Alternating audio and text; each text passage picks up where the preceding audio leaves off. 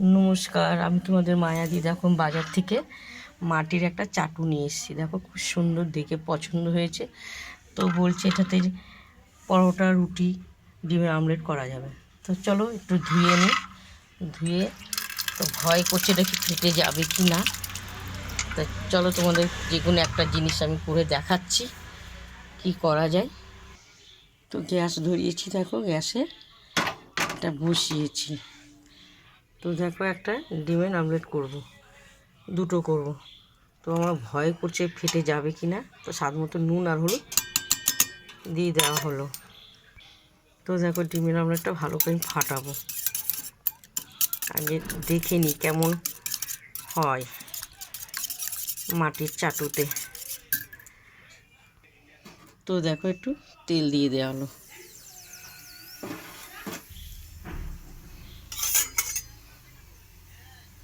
নেড়ে চেড়ে দিয়ে দেখে খুব সুন্দর লাগলো, অনেকে নিচ্ছে। তো আমি একটু, তো তেলটা গরম হয়ে গেছে, আমি ডিমটা ছেড়ে দিই। তো আমাকে বলেছে এটাতে রুটি, পরোটা, ডিমের আমলেট করবে, কিচ্ছু হবে না। খুব শখ করে কিনেছি। তোমরা কারা কারা মাটির চাটু দেখেছো বা দেখোনি লিখে পাঠাবে।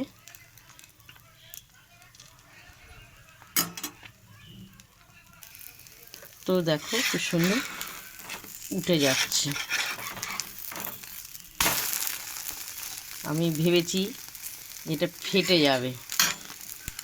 তো খুব সুন্দর, দেখো তোমরা মাটির এভাবে চাটু যদি পাও তোমরা কিনে তৈরি করবে, খুব ভালো লাগছে দেখতে। তো দেখো আর একটা আছে, এখানে নুন হলুদ দেওয়া, ভালো করে ফাটাবো। তো দেখো খুব সুন্দর একটা ভাজা হয়ে গেছে। তো দেখো আর একটা ডিমের আমলেট দেওয়া হলো, খুব সুন্দর। দেখো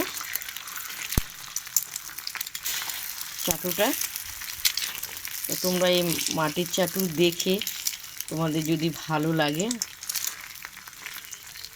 লিখে পাঠাবে। তো দেখো উল্টে দেওয়া হলো।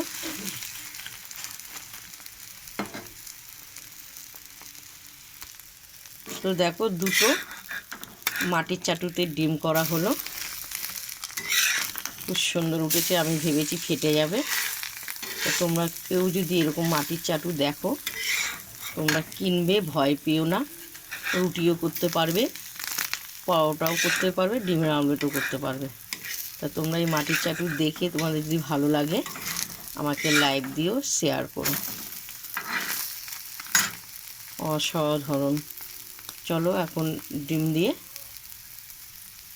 আমরা খাবো ডিমের আমলেট।